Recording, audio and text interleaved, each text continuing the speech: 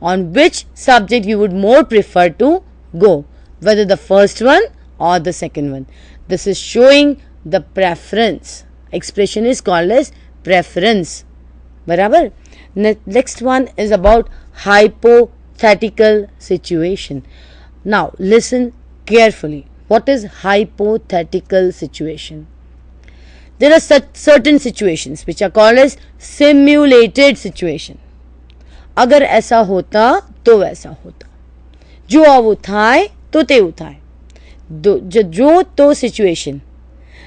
The situations which are not actual, they are simulated, they are made, they are not the one which are real, they are virtual situations. Correct? Such situations which are not real but they are virtual in case, there we can use the auxiliary verb would. Like, if you work hard, you would succeed.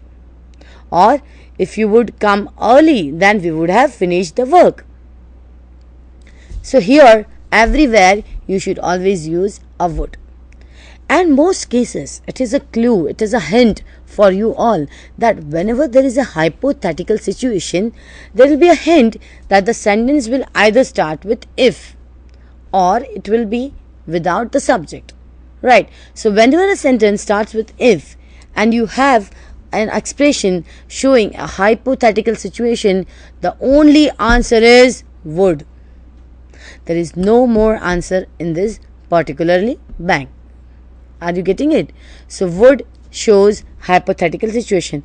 Revising: would with polite request, would with desire or preference, would with hypothetical situation. Ought to. कई बार what we say is आ तो जरूरी हतुज, that j shows more stress or more stronger ability to obligate. Here ought to is used to express obligation, obligation to a higher extent. Probability, a strong probability, a strong obligation. Let me see how we can use ought to. Obligation: you ought to help the poor woman. You ought to help the poor woman. Yes. So there the obligation is used and here ought to is used. What is ought to? Ought to is always used to obligate the things. Okay. Or say for example, during the accident which occurred, you ought to understand the critical triviality, that is the banalities of the accident. What is banalities? That is trivial instances, right? So that is ought to. You ought to help the poor woman. A strong probability. The movie ought to be a super hit. By visualizing the movie, when you give your feedback, your reviews, there are certain strong reviews coming out that the movie ought to be a super hit movie, right? So here you are strongly probability. There are many chances, there are strong chances that the movie will be super hit. There are certain cases where you ought to do the things, like for example, he ought to be correct at times. There is no other chance. So this is about ought to. Now coming to have to, has to and had to. What does this have, has and had? They are called as the simple auxiliaries. अभी तक हमने जो पढ़ा, that is can, could, will, would, up till ought to. All these are what? Modal auxiliaries. But have, has and had. Have to, has to and had to. All these three are nothing but an equivalent of must. Must which shows obligation, right? They are used as an equivalent of must and had to is the past equivalent of must. Okay, let us see. I have to work hard to get first class. She has to reach the station in time. They had to catch the bus as the taxi drivers were on the strike. Now listen, what is this have to, has to and had to? The same examples. You ought to work hard to get first class. Say if we remove have to and we use I must work hard to get the first class. She must reach the station in time, or they must catch a bus as the taxi drivers were on strike. Are you getting it? Now, what is the difference between using must and using have to, has to, and had to? There are certain sentences where you have to show a pressure, a work pressure. You have to show that the things are going on faster. You have to show that there is necessity of doing the things, and thus have to, has to, and had to are used very clearly. Now, when we are on the verge of finishing off the subject auxiliary verb, let me again start with the first case. There are two types of auxiliary verbs. Now, there are few sentences where you will be given a chance to use neither, nor, or so. Now, when should you use neither, nor, and so? In a sentence, you can have an auxiliary verb and a word which shows whether the statement is a negative word or not.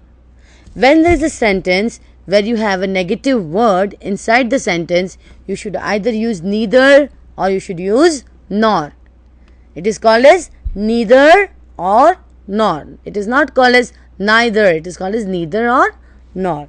Now, so there is a sentence where you have a negation word like no, not, none, etc. And you have an auxiliary verb. Let me give you an example. We could visit the museum. We could not visit the museum and dash they. We could not visit the museum and dash they. Can you find out the auxiliary verb in this sentence? The auxiliary verb in this sentence is could. Correct. So, what will be the answer? We could not visit the museum dash there. Could not visit the museum. Therefore, the sentence is in negative. And nor, the answer will be nor could they. Are you getting it? The compounder did not notice it. Dash he. The compounder did not notice it.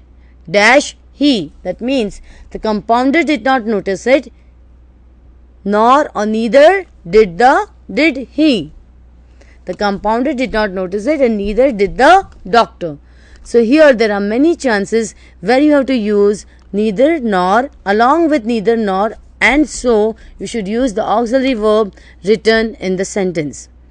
Okay, so there are many chances where you are getting verbs where you have to use the certain words. Along with those words, you have to use the auxiliary verb present in the sentence.